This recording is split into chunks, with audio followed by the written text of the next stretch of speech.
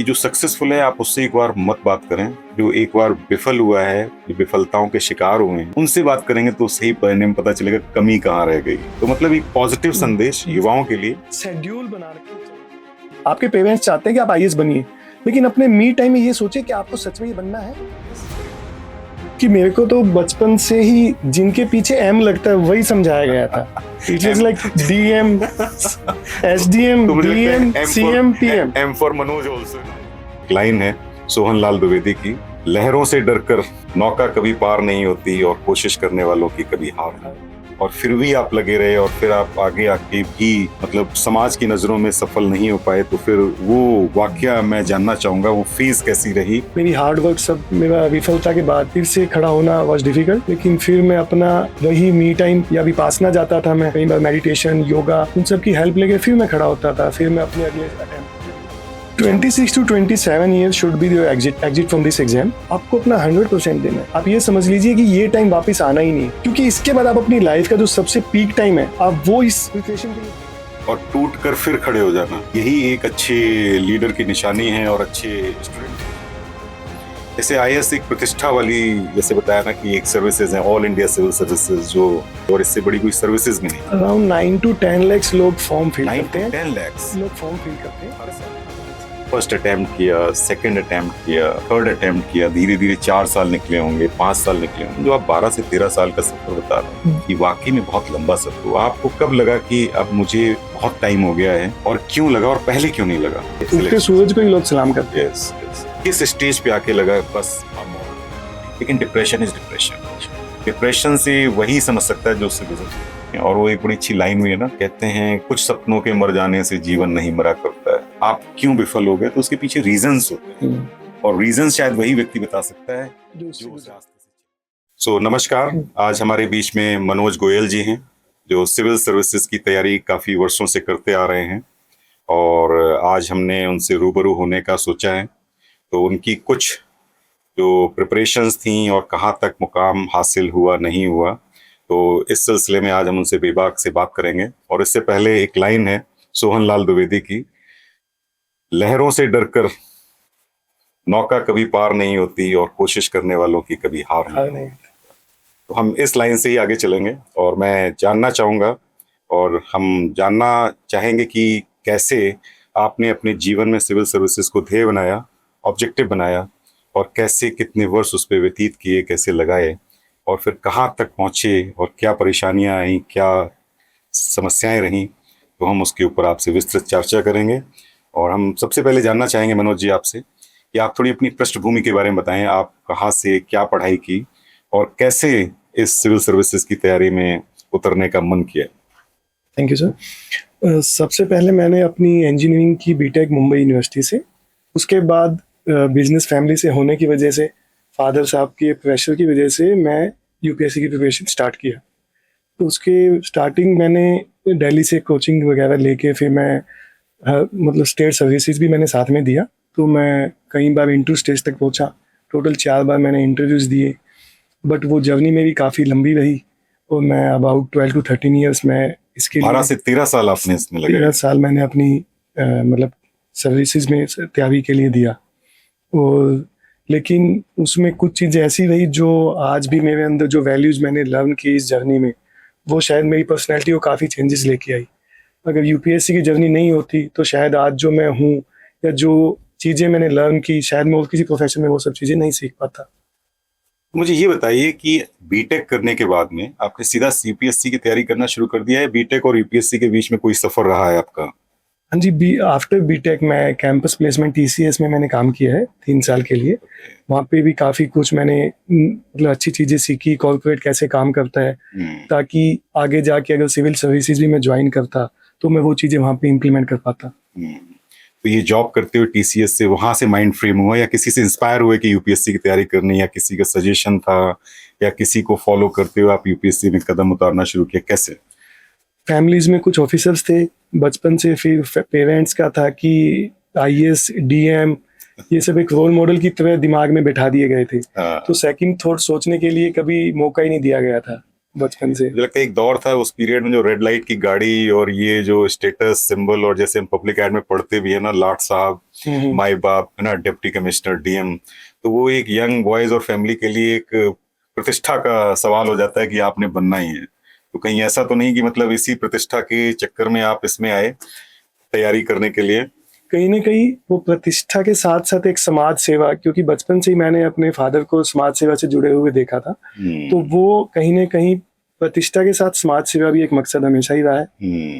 तो उसकी भी वजह से वो जो मैं कॉर्पोरेट में शायद नहीं कर पा रहा था, 3 साल जो मैंने जॉब का एक्सपीरियंस मैंने लिया। यूपीएससी में आपने कोचिंग की है ना, एक बहुत समय लगाया, और मुझे लगता है जिस तरह से आपने भी बताया कि 12 से 13 साल लगाए, और उसके बाद भी आप जो है उसमें मतलब कहने को सफल जो आपने ऑब्जेक्टिव लिया था वो नहीं मिला।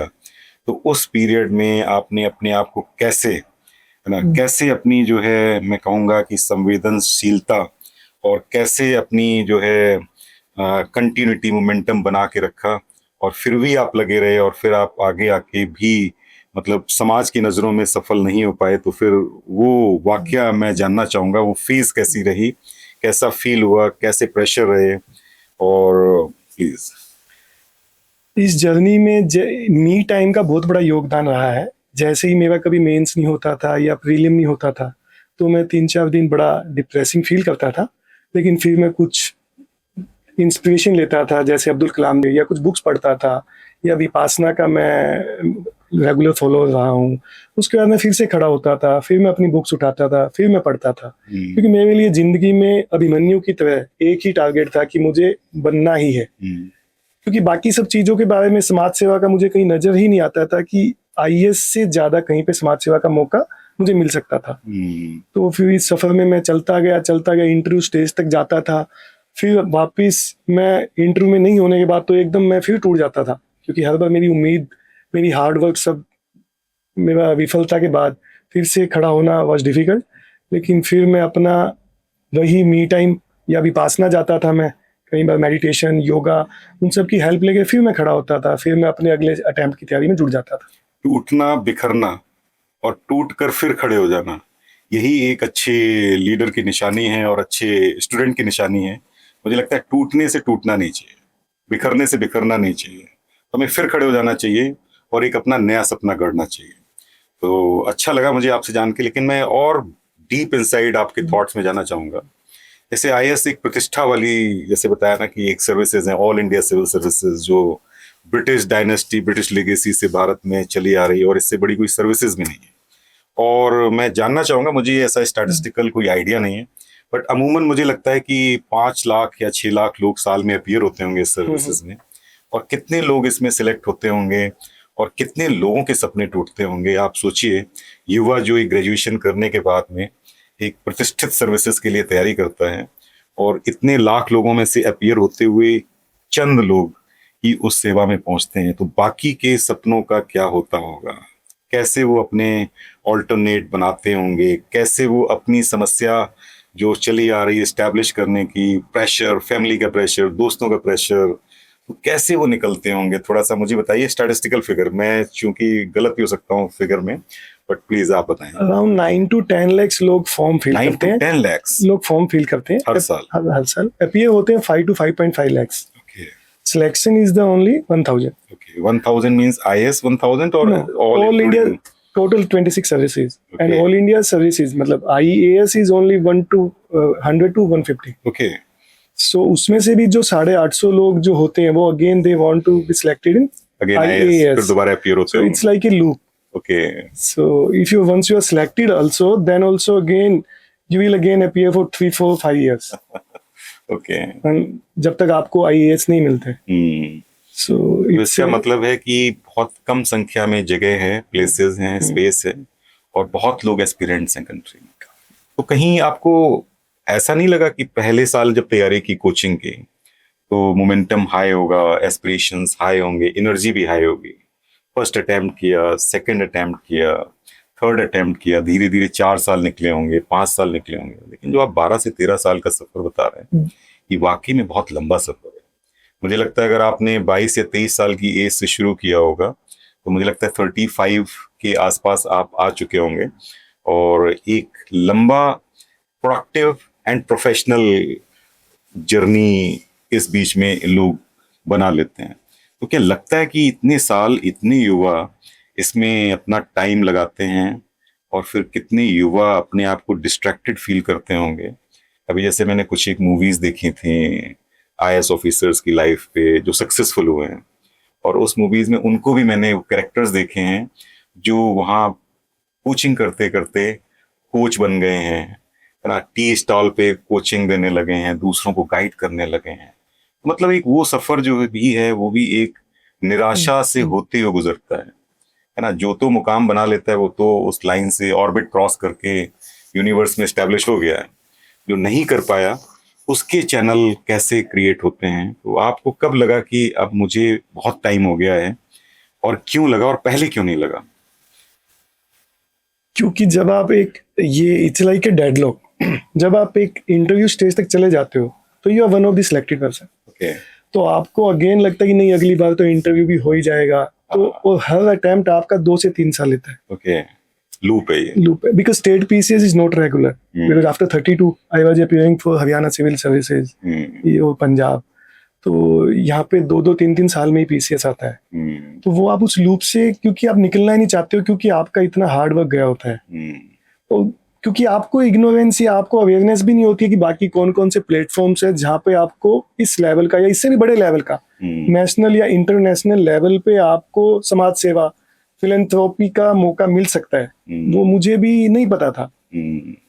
तो इसका रीजन था कि मुझे और कोई ऑप्शन नजर ही नहीं आता था, केवल सिविल सर्विसेज।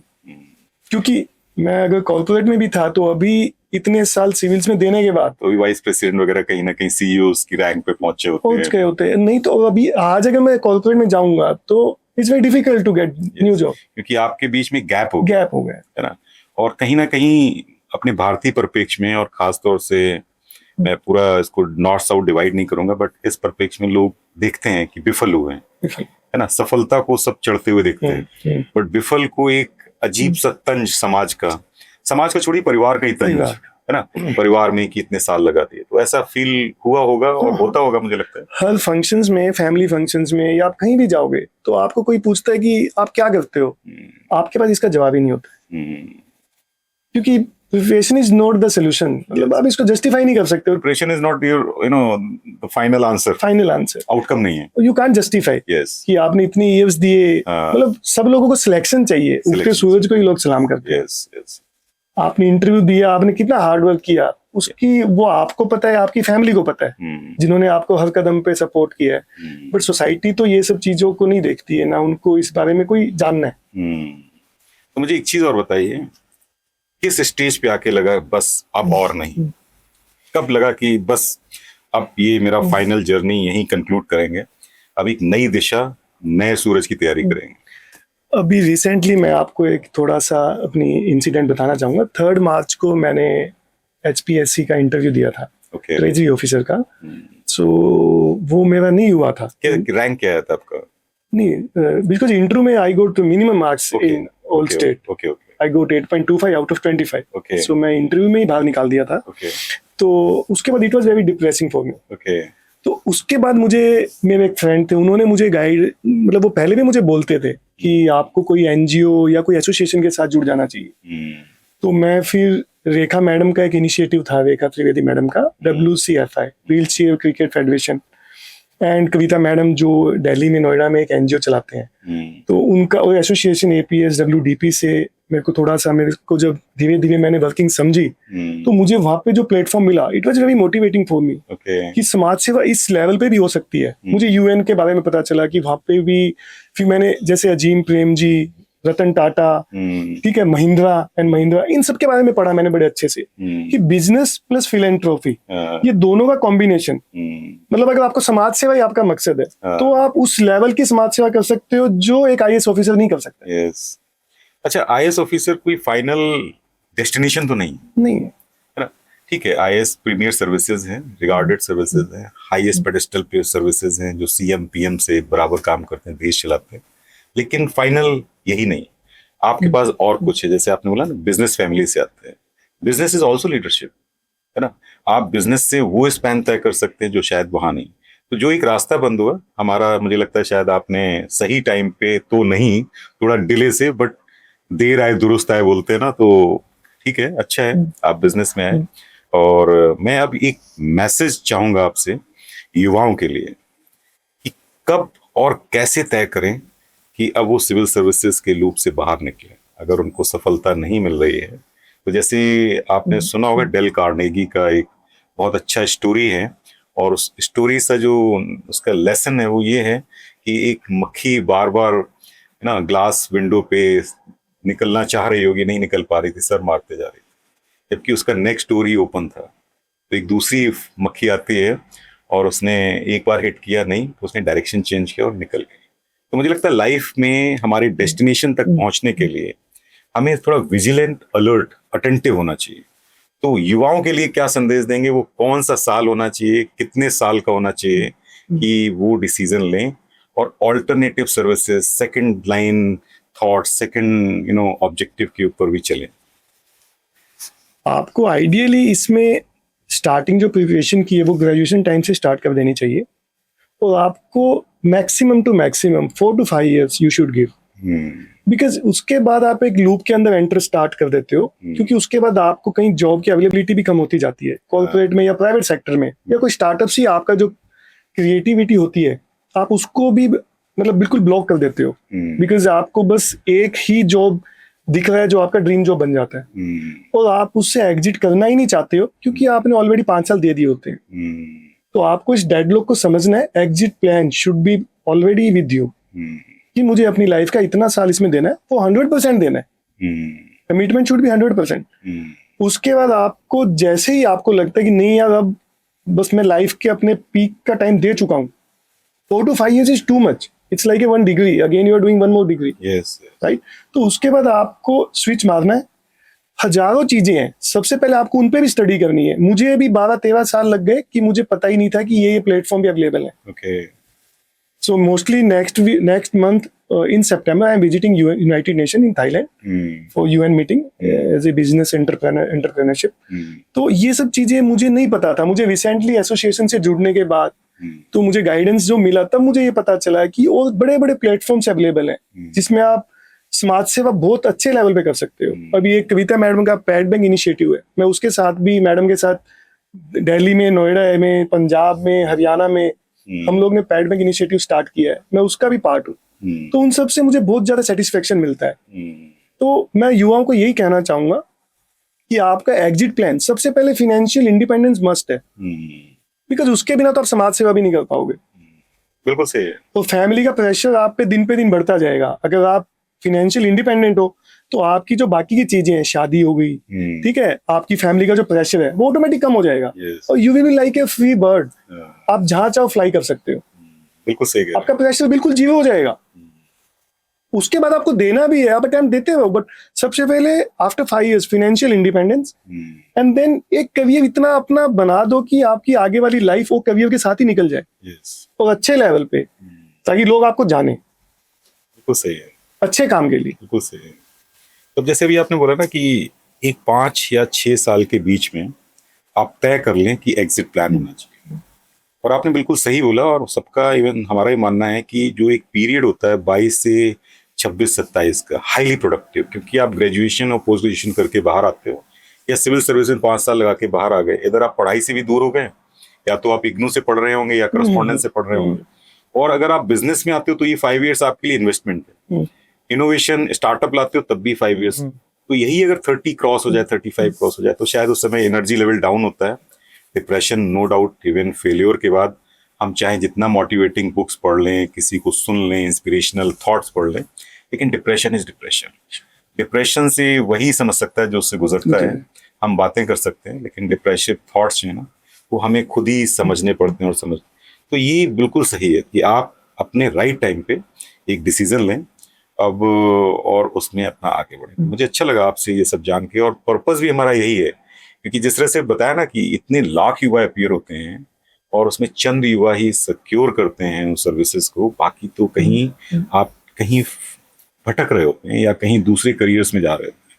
तो ये उन युवाओं के लिए संदेश है कि एक डेडलॉक को समझें, कहाँ आप रुक चुके हैं, और वहां से अपनी डायरेक्शन, अपनी दिशा को बदलें। तो मनोज जी, अब मैं आपका जो सफर है ना विफलता से सफलता की तरफ, उस तरफ जाऊंगा और मैं जानना चाहूंगा कि यूपीएससी की तैयारी में, क्योंकि यूपीएससी की तैयारी नॉर्मल नहीं है, दिन रात जैसे आपने बताया, इकोनॉमी, सोशल साइंसेस, एडमिनिस्ट्रेशन, मुझे लगता है हर विधा पढ़ाई की, जीके, एनालिटिक्स सब पढ़ते हुए आप कहीं ना कहीं एक्सपर्ट्स होते जाते हो सब्जेक्ट के। तो मुझे लगता है उस तैयारी ने कैसे आपको बिजनेस में आने के लिए कुछ हेल्प रही कि नहीं?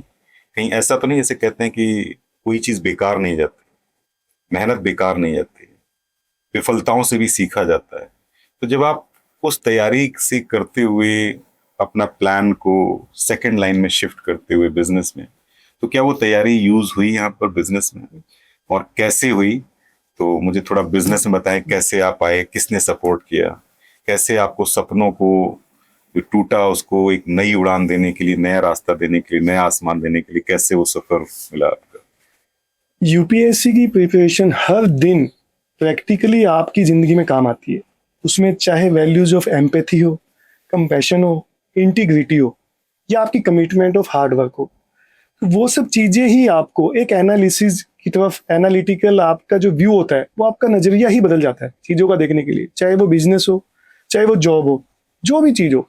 मुझे फैमिली की तरफ से मेरे जो एल्डर ब्रदर है वो बिजनेस में ही है, बड़े भाई जो हैं, तो वो फैमिली बिजनेस था, तो वो हमेशा मुझे बोलते ही थे, जब भी मैं इंटरव्यू स्टेज से बाहर आता था तो वो बोलते थे कि यार बिजनेस इज ऑलवेज देयर। तो लेकिन मेरा नजरिया थोड़ा उनसे डिफरेंट था। मैंने वो चीजें प्रैक्टिकली इंप्लीमेंट की और मुझे कहीं ना कहीं काफी अच्छे लेवल की सक्सेस भी मिली वहां पे। भैया का भी नजरिया मैंने अपने तरीके से उनको भी अपना नजरिया समझाया, तो उनको भी समझ आया। तो एनालिटिकल जो स्टडी आपकी यूपीएससी से, डिसिप्लिन लाइफ आप समझ जाते हो, उसकी वैल्यू आपको समझ आती है। आपकी कमिटमेंट इतनी ज्यादा होती है क्योंकि वो आप इतने घंटे स्टडी में रहते हो, इतनी लूप में, तो आपके लिए कोई भी चीज डिफिकल्ट नहीं होती है। तो मैं युवाओं को कहना चाहूंगा, आपका एक अटेम्प्ट अगर आप किसी भी बिजनेस में दोगे उसी कमिटमेंट से, so you will be unicorn, you will generate one more unicorn. Yes, of course. और मुझे लगता है अगर एक यूनिकॉर्न जन्म दे दिया तो मुझे लगता है एक ऑफिसर से ज्यादा आप एम्प्लॉयमेंट आप दे पाओगे। हाँ, है ना, इकोनॉमी में डायरेक्ट रोल आपका प्ले होता है।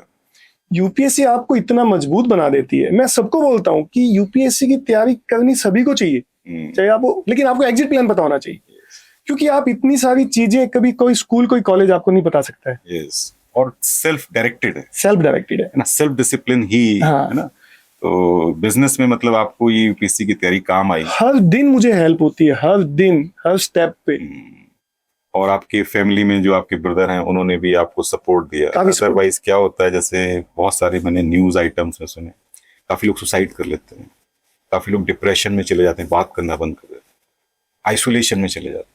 तो मुझे लगता है ये सोल्यूशन नहीं है। और वो एक बड़ी अच्छी लाइन हुई है ना, कहते हैं कुछ सपनों के मर जाने से जीवन नहीं मरा करता है ना। तो ये भी एक जिंदगी है, कुछ चीजें नहीं मिली, और समाज के नजरिए से अपने आप को नहीं देखना चाहिए। हमें लगता है अपना नजरिया, अपनी बुलंदी, अपनी ताकत अपने पास से रखनी चाहिए। और मुझे लगता है जो हमारे आसपास लोग हैं वो समझ जाएं तो मुझे लगता है कहीं आपको मतलब अशेम्ड होने की जरूरत नहीं है। और जिस तरह से आपने बताया ना, एक ट्रांजिशन है ना, डिप्रेशन टू डायरेक्शन, है ना, कहाँ आप डिप्रेसिंग स्टेट में थे कि मेरा एग्जाम नहीं क्लियर हो रहा, इंटरव्यू तक पहुंच रहे हैं, इंटरव्यू नहीं क्लियर हो रहा है, तो एक स्टेज पे आदमी फील करता है कि यार मेरे साथ ही क्यों, कौन बनता हो।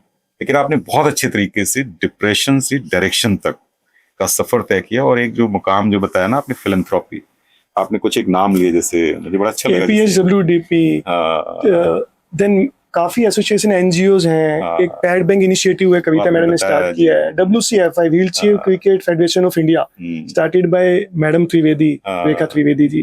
तो इन सब के साथ जुड़ने से मुझे पता चला कि आप कितना डिसेबल्ड लोगों के लिए काम कर सकते हो, कितना ट्रांसजेंडर के लिए काम कर सकते हो, कितना वीमेन के लिए काम कर सकते हो, नीडी लोगों तक आप खुद जाके पहुंच सकते हो। मतलब आपको कोई रिस्ट्रिक्शन नहीं है, कोई प्रोटोकॉल नहीं है, आप जब चाहो pan India, national, international level पे आप अपना फिलैंथ्रोपी का काम कंटिन्यू रख सकते हो। तो बिजनेस प्लस फिलैंथ्रोपी, ये बहुत कॉम्बिनेशन, ये तो सालों से चला रहा है, हिस्टोरिकल है ना। तो मैं खुद कई बार सोचता हूँ कि मुझे भी बुरा लगा जब मेरा नहीं हुआ यूपीएससी, कि मैंने इतना टाइम दिया, या स्टेट पीसीएस में सिलेक्शन नहीं हुआ इंटरव्यू स्टेज पे जाने के बाद भी बार बार। तो लेकिन मुझे लगा कहीं ना कहीं मैं ये इतना अच्छा प्लेटफॉर्म से मिस कर रहा था, क्योंकि मुझे पता ही नहीं था। जो मुझे अच्छा, मुझे recent- लगता है जो आप कह रहे हैं ना मिस किया, मुझे लगता है इन 12-13 साल में आपने बहुत कुछ मिस किया होगा। मुझे लगता है आपने हॉबीज, पैशन, हम्म, लाइकिंग्स, स्पोर्ट्स, मुझे लगता है सब कुछ केवल सब पढ़ते ही रहे होंगे। पढ़ता ही रहा। मैं अपनी हॉबीज पे काम ही नहीं कर पाया 12 साल। मुझे कोई फैमिली लाइफ ही नहीं पता। मैं कोई फंक्शंस में नहीं जाता था, अवॉइड करता था, क्योंकि वो आप एक लूप में होते हो। कभी आपका प्रीलियम है, कभी आपका मेंस है, कभी आपकी इंटरव्यू स्टेज है, या अगला आपको अटेम्प्ट देना है, तो आप कंटिन्यूस लूप में होते हो। और यूपीएससी का पहला जो बेसिक फंडामेंटल बोला जाता है, फोन एंड सोशलाइजेशन, ये दोनों आपको अवॉइड करना है अगर आपको सक्सेस चाहिए। तो आपने इतने साल में काफी चीजें मिस की हैं, जो कि आपको नई नई चीजें और मैं सीख सकता था। शायद मेरी पर्सनैलिटी और ज्यादा चेंज हो चुकी होती इतने साल में। बिल्कुल सही है। बट कुछ चीजें पॉजिटिव भी सीखने को मिली है। डिसिप्लिनरी लाइफ मुझे सीखने को मिली है। मुझे वैल्यूज ऑफ इंटीग्रिटी का पता चल गया, एम्पैथी, कंपैशन, ये सब प्रैक्टिकली पता चली है इतने टाइम में। तो मैं एक चीज और आपसे जिक्र करना चाहूंगा। ऐसा नहीं कि अगर कोई एग्जाम नहीं क्वालिफाई हुआ तो एंड है, बट मैं उन लोगों के लिए मैसेज देना चाहूंगा, क्योंकि फेल्योर जो है ना, मतलब मैंने भी कहीं पढ़ा है कि जो सक्सेसफुल है आप उससे एक बार मत बात करें।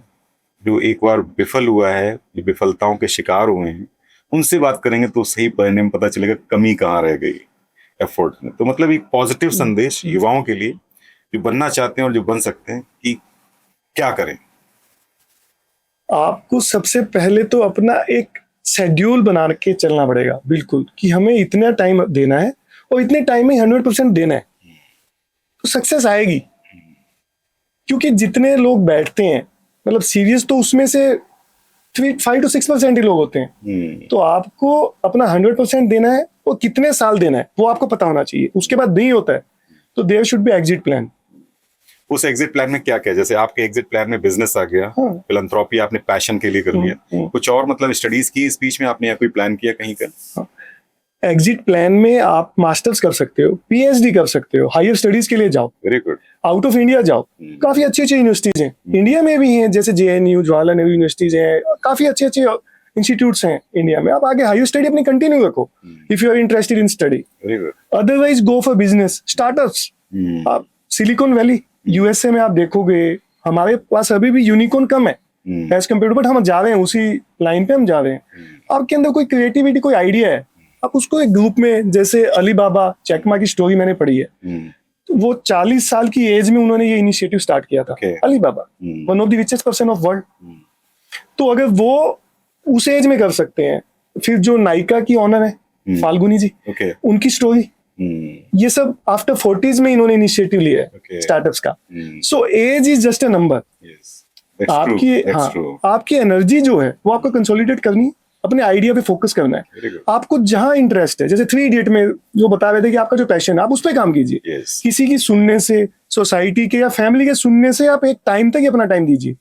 आपके पेरेंट्स चाहते हैं कि आप आईएएस बनिए, लेकिन अपने मी टाइम में ये सोचिए कि आपको सच में ये बनना है। Yes, very true.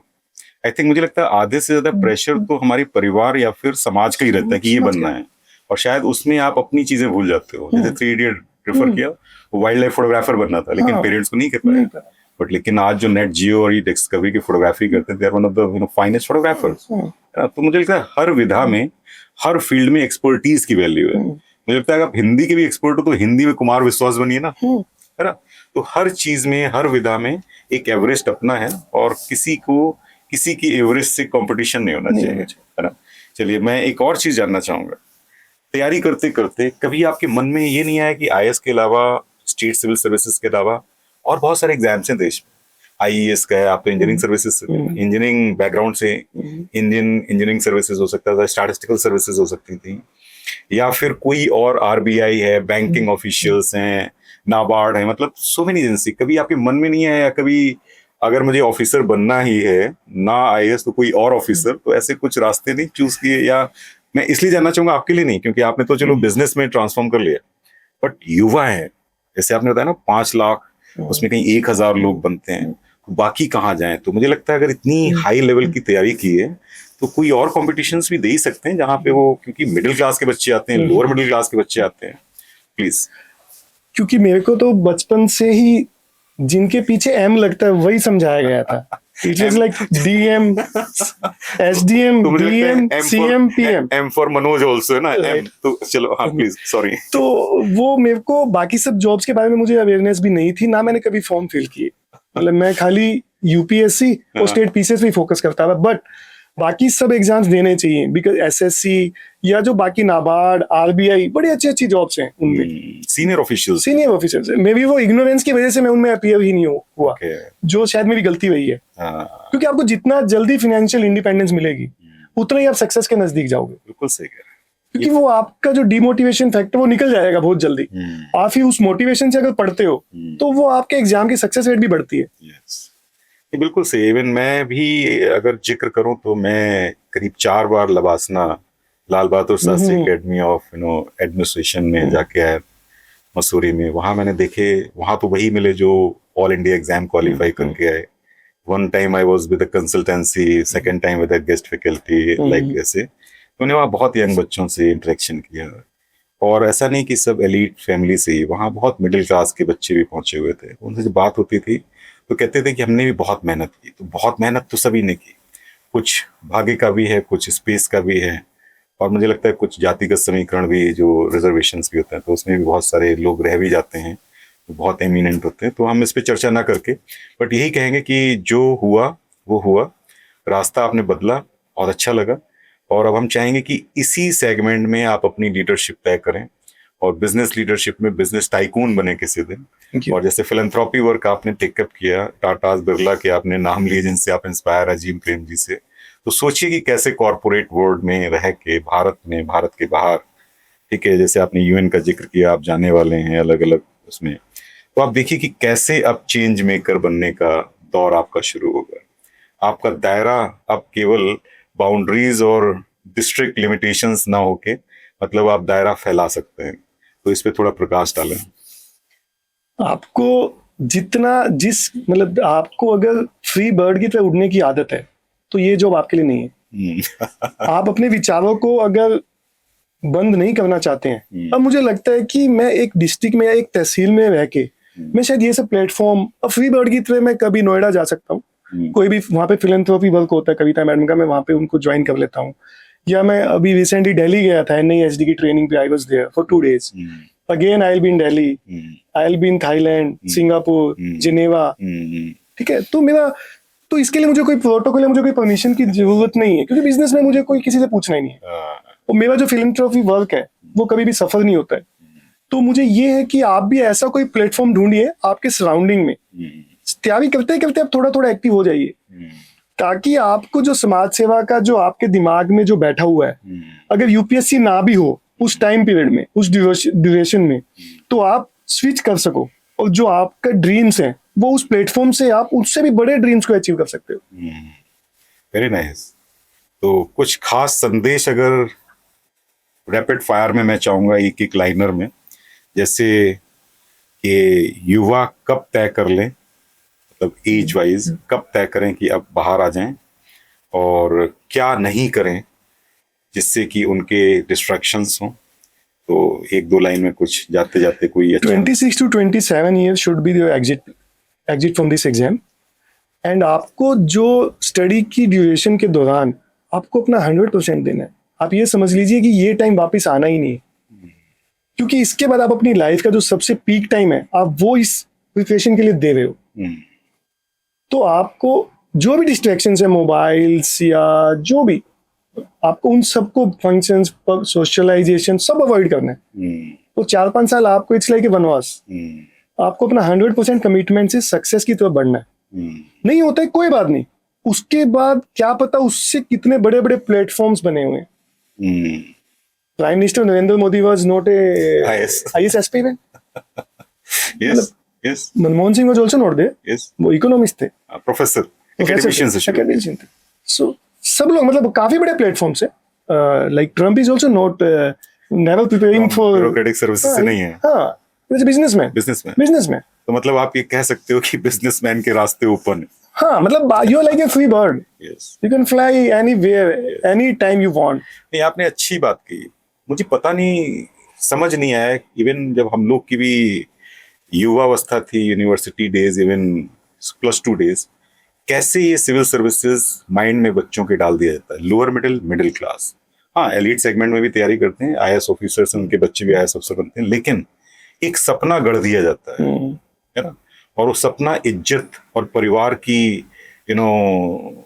पृष्ठभूमि से जोड़ दिया जाता है, और वो बच्चा वो सपना लिए दिल्ली में मुखर्जी नगर, राजेंद्र नगर, यहाँ पे भटकता है। उसमें से कितने लोग निकलते हैं। लेकिन जैसे सही बोला कि जितने नाम आपने गिनाए हैं, ये कोई ब्यूरोक्रेसी से नहीं आते, they are from open different fields. Businessman हैं, एकेडमिशियंस हैं, जर्नलिज्म है, मतलब आपकी ऊंचाई का अंत नहीं है। लेकिन वही एक पत्थर उछालो तो यारो। Tamil Nadu CM, chief minister of Tamil Nadu, artist. Yes, okay, artist. तो मतलब आपके लिए कोई रास्ता ब्लॉकेड नहीं।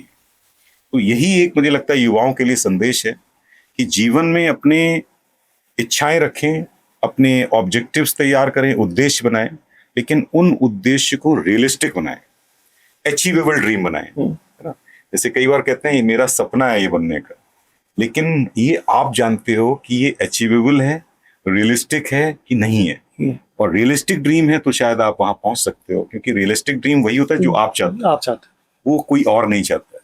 तो रियलिस्टिक ड्रीम आप चाहते हो, अचीवेबल ड्रीम आप चाहते हो, तो मुझे लगता है कि उस सपने को छूने में कोई परेशानी नहीं होती। जब हम दूसरों के सपने को ढोते हैं तो शायद हम अपने विचार और दूसरों के विचार में उलझ जाते हैं, क्या हमें चाहिए या नहीं चाहिए। तो मुझे लगता है कि आपका सफर शायद 10-15 साल उलझ के ही रहा है कि मुझे पापा को दिखाना है, शायद मुझे शायद अपने परिवार में जो आपने ऑफिसर्स बताए, IAS ऑफिसर्स हैं, शायद एक चैलेंज रहा होगा कि मैं भी बनूं या उनके तरह मैं भी बन जाऊं, या उनका हो कि ये भी बन के दिखाए।